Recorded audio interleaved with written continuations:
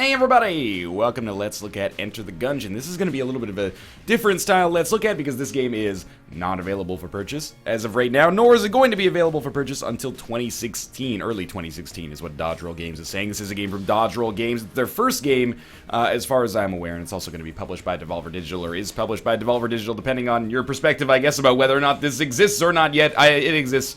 I'm playing it. This is an alpha build, so before we get started, I would like to say that, everything you can see is subject to potentially change. It may or may not.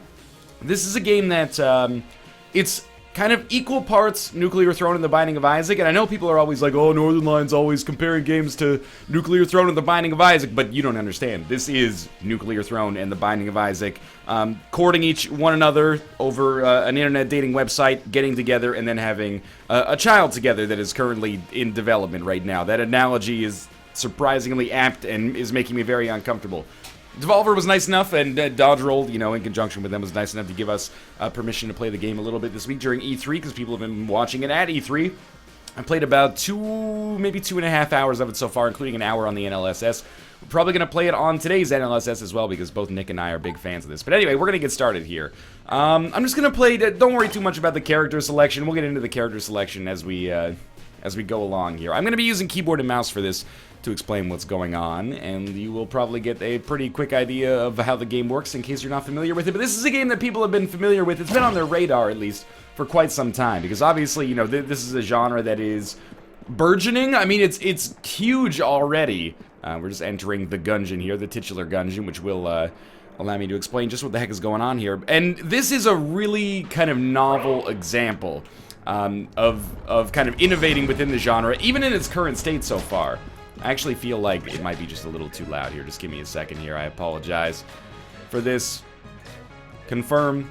Maybe I'll just turn my own speakers down. But anyway, this is a game that I saw at the show floor of PAX East this year, and despite it being like the second game I saw, I was like, oh shit, this is my game of the show. This game is like tailor-made for me to be a huge fan of it, so this is a terrible little bit of damage you've taken in the early game here. You're probably getting a pretty good idea of what's going on here. It is a twin-stick shooter. It's kind of like, Smash TV or Robotron, if you will. But it's got some other quirks to it, and I'll talk about those while we just kind of stand in this room. We got, like, no timeline thing we have to worry about. Alright, so, we start with one gun. Depending as the character you play as, that gun might be different. We have the Rogue Special. I think this character, as Nick told me, is based on Nathan Fillion's character from Firefly. I was getting a little bit of a Han Solo or, Chris Pratt in Guardians of the Galaxy vibe. Minding the same archetype, I guess. We can walk. We can shoot in 360 degrees. You can use the controller here. I assume that still gives you 360 degree control. Because this is coming out on PS4, and you also have a dodge roll, and the dodge roll is not just the name of the game studio, it's also a very important part of not only solving the puzzles in the game, because there will be, kind of puzzle platformy stuff where you have to dodge roll to get through, to get over gaps and stuff like that, but also a very important defensive maneuver, because during the first half or so of your dodge roll animation, you're actually invincible, so you can use this, and will have to use this to get through some bullet heli sections to avoid getting hit. You can also use E and flip over these tables, and you can use those as shields if you're reloading or something like that. Now, you also, you can see up there in the top left, I have a key. The key is used not to open doors that I've seen, but to open chests. And the chests contain guns, and that's really the draw of the game. In Nuclear Throne, you get new weapons, but also mutations. In Isaac, you get items. Some of them are going to be active, some of them are going to be passive. In Enter the Gungeon, it's 100% committed to, like, the gun aesthetic here, or the gun conceit, if you will, the gun concept, the gun gimmick, the gun idea, depending on how you want to put it. I have seen some passive items, but they definitely seem to be the minority. I've had, like, speed upgrades. You pick up an item called the Bionic Leg, it gives you a speed upgrade and possibly a little bit of armor on top of that. Just make sure we're taking these guys out from afar. But most of the items that you pick up are going to be guns, and gun management is a huge part of your success in the game. Not all guns are created equal, but all of the guns, or at least many of the guns, are super, super cool and creative. Like, I've had a gun that is I don't want to spoil too much, but I've had a gun that is like a unicorn horn, and it shoots out a rainbow while playing a reasonable facsimile of the, like, Neon Cat song. I've had a water gun. I've had a mailbox that shoots letters. Some of those guns are great, some of those guns are god-awful. I've had a super soaker, a water gun. It was pretty bad, as you might expect, at killing these things, but it was pretty fun to use. Let's see what we got here. Oh, this is not a good item to show off right off the bat here, Dodge Roll. This is Infuriating Note, which is basically What'll happen sometimes is that you'll use a chest, you'll use a key to open a chest. I'll talk about that in a second. You'll use a key to open a chest, and then there'll just be a note inside, which is basically like, you wasted a key, only we didn't waste a key because we didn't have to use a key to open the chest there. So what you saw there that I just left was the shop, but I'm going to spend some time farming up the floor to get as much money as possible so we actually stand a good chance to buy whatever the best item is on the shop. Again, I'd like to point out this is an alpha build, so there's a little bit, I don't want to say it's lacking in enemy variety, because, you know, for a first floor here, there's actually a decent amount of variety. I really like the character design on these bullets, by the way. It is unreasonably cute. I would buy a miniature figurine of these, display it on my desk, and think of it fondly as I looked at it. Just trying to not get hit here. It's really, really important. There's a couple of, that's just a half heart there. Come on, give me a new gun so I can show it off a little bit. The lack of variety in the current build comes down to the bosses for the most part. The first floor always has the same boss, the second floor always has the second boss. But Nick always has the same boss, I should say. But Nick was talking to the developer yesterday, and they confirmed that's just for the alpha build when the game actually comes out. It's intended that it'll have a boss rotation like Isaac, so it could get many of them. Alright, so we have picked up a crossbow here. Not necessarily the most exciting gun, but actually a pretty good one. And this is where gun management comes in, because some characters can hold 2 guns, some characters can hold 3 guns, and you can get more backpack space by buying the backpack, basically, as the game goes on. So you kind of... I played a little bit like Nuclear Throne right now, and I'm not an expert. That's our boss room, so I guess we're almost done with this floor. By the way, these are teleporters, which... The floors, especially after the first floor, tend to be a little longer than Isaac, so... It's definitely a game that is a bit, I don't want to say slower paced than Nuclear Throne and Isaac, but I think you know what I mean. Like, more methodically paced, larger floors, so the teleporters are there to be used. This is an altar. A shrine to Bulitzabub, demon and skeleton of ammo. Kneel at the altar or walk away. You're not going to like me for this, but I'm going to walk away. Bulitzabub gives you full ammo most of the time for both of your weapons, which is great. However... Wait a minute, do we really only have 27 bullets left in here? Maybe we should kneel at the altar. But he also makes the enemies more difficult. So that's something worth worrying about. But we'll kneel at the altar, sure. The shadows grow darker, but as you can see, we went from 27 ammo to 350 ammo here. Let's go into our shop here. I know that one thing that people are going to be concerned with is variety. How does the variety feel so far? Well, there is a Thompson submachine gun, a machine pistol, ghost bullets, a key, an armor piece, or ammo. Armor piece just gives you, like, if you get hit, you lose the armor piece instead. It's a spirit heart, basically. Iron key opens chests. Thompson submachine gun could be good. The map we definitely do not need right now. I'm gonna try ghost bullets. Maybe our bullets become like spectral tears? Shoot through. Yeah, that seems pretty amazing, actually. There is a ton of variety. I have seen many items and many weapons showing up multiple times. I think that's to be expected with this being an alpha build. But there's also, like, items still 2.5, 3 hours in are more unlikely to be repeats, if that makes sense. I'm still seeing a lot of new stuff all the time. In particular, seeing a lot of new guns. The passive items that you buy in the shop, although I've never seen ghost bullets, the passive items you buy in the shop maybe are a little bit more recycled right now. I love this animation here. I'm sure this is just for the beta or the alpha build for the show floor, basically, but you know, that animation is a little bit overlong in my opinion, but at the same time is also a good staging moment. It's also a game that, at least in its present state, it's quite difficult. It may look a little bit less bullet helly than something like Nuclear Throne. I'm using my crossbow here, by the way, because it's a little bit more high damage, if I can actually hit him at least. It's a little bit more high damage, and as a result is going to be probably faster for us DPS-wise. We can probably just get more ammo for this later, but sometimes you do have to end up getting rid of a gun that you're actually kind of a fan of. Oh, I can't believe that dodge roll worked. In order to, you know, for the interest of ammo management, you know? We're almost done with this boss fight here. It might not look like it's too difficult right now, but that's largely because I've fought this boss several times because it's the only first floor boss in the current build. But where you at? There you are. We can shoot through, so we shouldn't have to worry about this too much. Bosses do have, you know, good amounts of attack variety, even in the current build. I haven't actually beaten the second boss, but I have gotten very, very close. I've only fought it 2 or 3 times, I think. One shot should do it. That was a fairly easy finish there. We'll move on to the next floor. But what I was going to say is, in contrast to Isaac, It's much more... Oh, 2 armor pieces. That's pretty useful. It's much more... Space Core Shotgun. We're going to be low on ammo, but I'm willing to give this a try. Oh, no, we can hold 3 guns with this character. Oh, that's awesome. Okay, so let's head down to the next floor. Again, no item room on each floor. Just, you can find a room with a chest, but you need a key to open the chest. Now that I think about it, that's like exactly the same as the item room, except you're opening the chest instead of opening the actual door. Anyway, let's see how this shotgun works for us. So what I was going to say, like 5 times, is that it's also a game that is way more focused on HP management. Like health seems much harder to come by. I'm going to stick with the Rogue Special for now, just for ammo concerns, and we can use our better weapons against enemies who are a little bit stronger. And we will encounter them. Trust me, when we encounter those mages that shoot your own bullets back at you, those guys are a total pain in the dick. I do think that maybe, this is just my conjecture, but I think it's a little bit more difficult in this build maybe than it will be when it actually comes out. Maybe this is just in the interest of masking the fact that they don't have a super huge amount of content in the game as of right now, is making it fairly difficult in the early game so far. Like, the curve increases really quickly, but the level design as you get down to the second level gets really, really cool. As you can see, there's like way more traps and stuff like that. You can actually knock these bullets into the abyss. Like this guy. Let's take out our shotgun. Yeah, we knocked him into the abyss. Now, sometimes I think that can lead to you not getting the monetary reward that you'd like to get. We probably should have been hit there.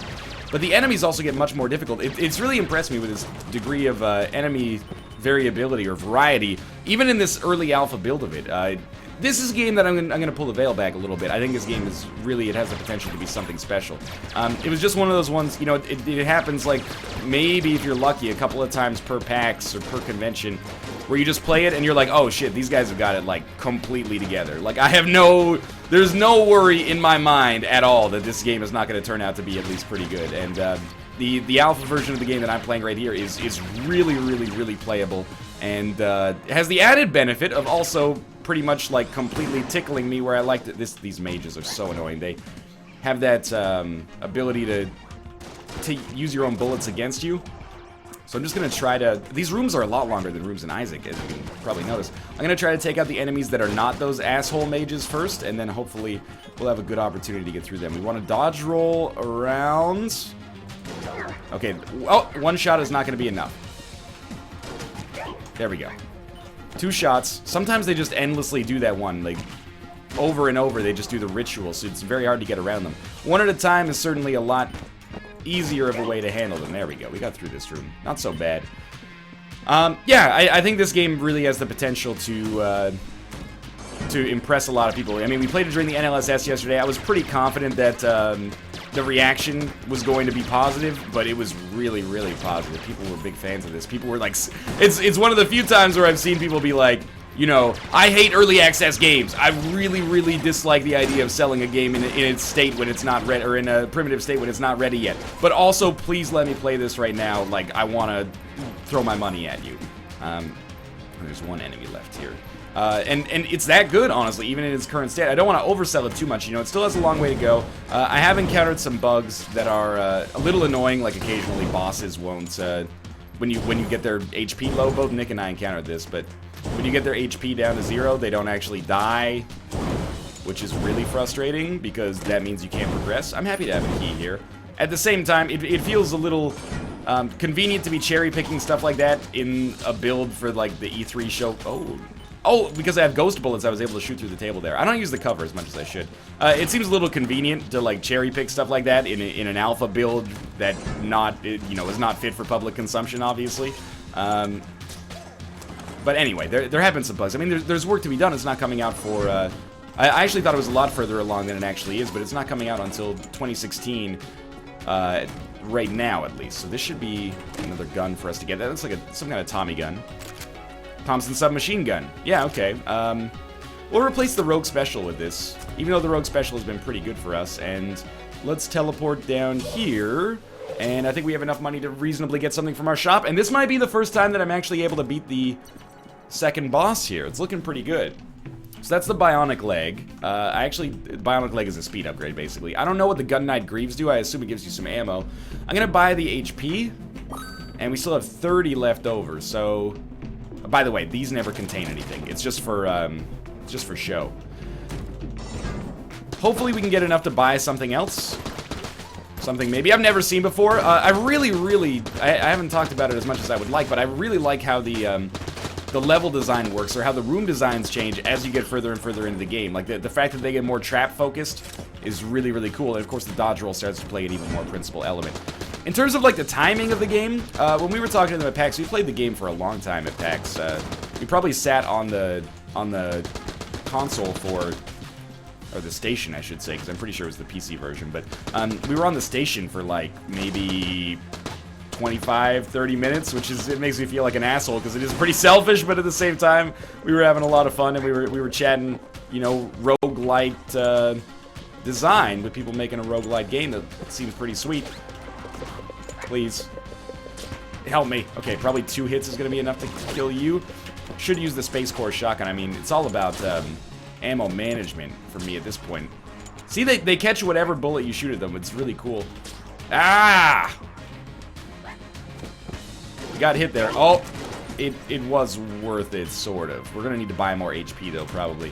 I didn't realize that the Tommy gun loses ammo so quickly. I mean, makes a lot of sense. It also has terrible accuracy, but maybe that's indicative of the fact that I should not be using it to hit enemies from this far away. Kind of want to save a little bit of ammo.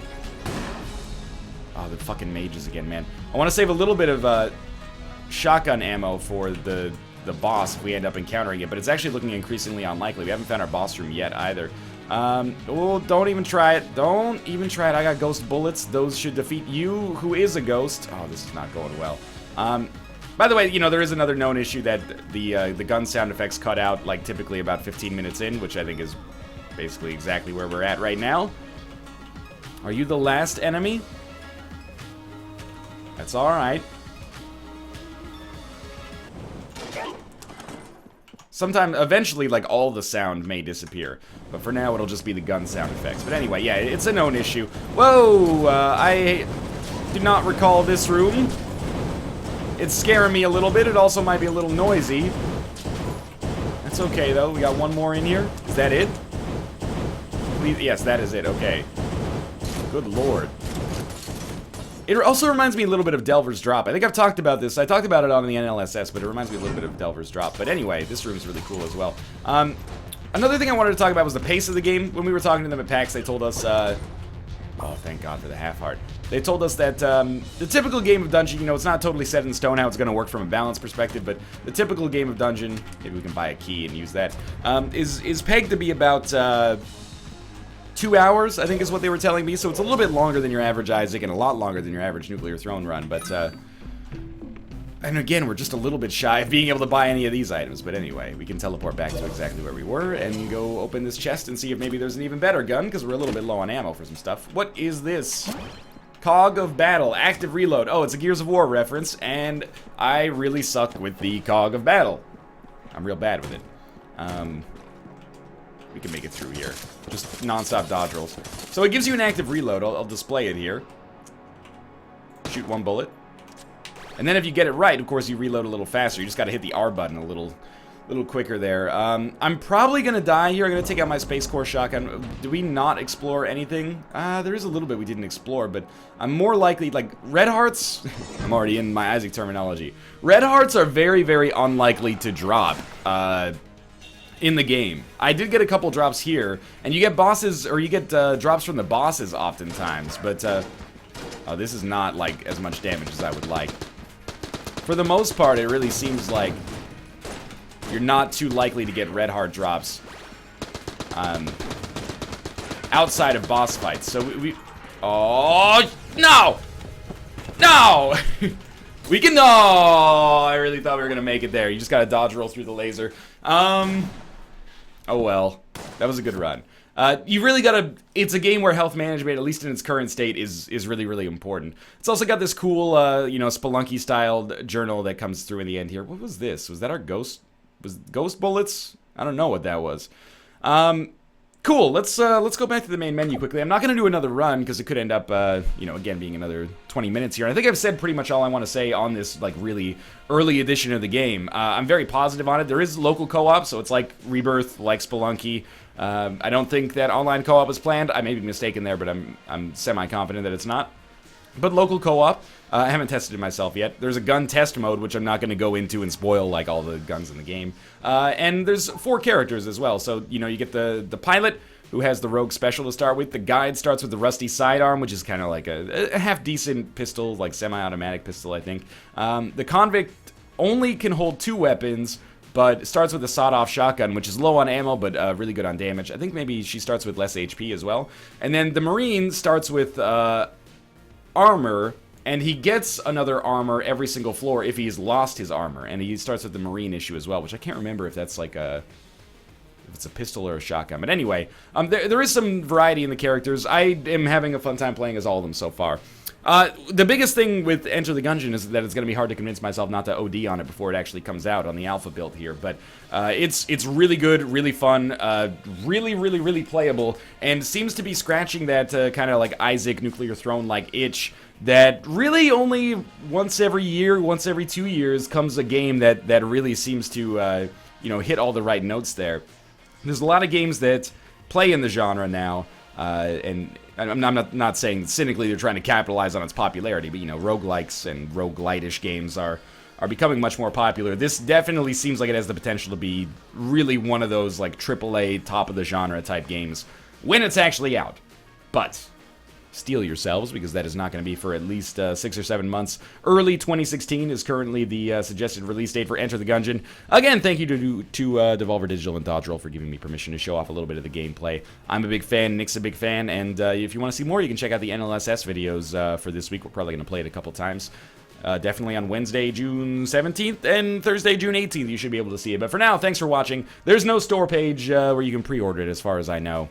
Just keep it on your radar for early 2016. Thanks for watching. If you enjoyed the episode, click the like button. It helps out a great deal. And of course, subscribe if you want to see more in the future. For now, thanks for watching, and I'll see you next time.